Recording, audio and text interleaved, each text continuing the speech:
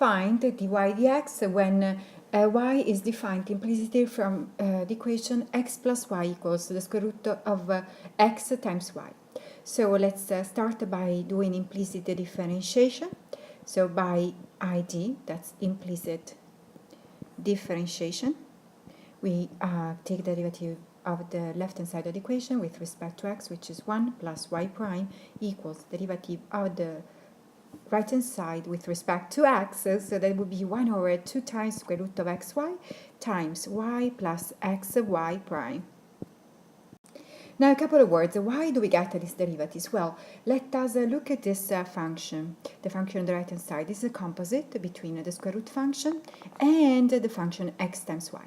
So by the chain rule, the derivative will be equal to 1 over 2 times the square root of the inner function, because the derivative of the square root function is equal to 1 over 2 times the square root of u. And then we take the derivative of the inner function. So it will be derivative of x, which is 1 times y plus x times the derivative of y, so x times y prime. So let us therefore continue and solve the equation for y prime. So we have y prime is equal to, we can do quickly some algebra here, and we can realize that we get y prime is equal to y minus 2 times the square root of xy divided by, so when we do the calculations, we're going to get divided by 2 the square root of xy minus x.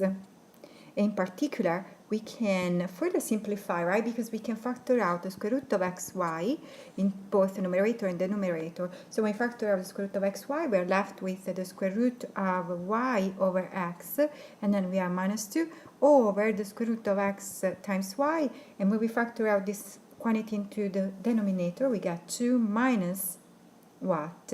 Minus the square root of x divided by y. And so we can simplify, and so the answer would be y prime, in other words, y dx is equal to the square root of y over x minus 2 divided by 2 minus the square root of x divided by y.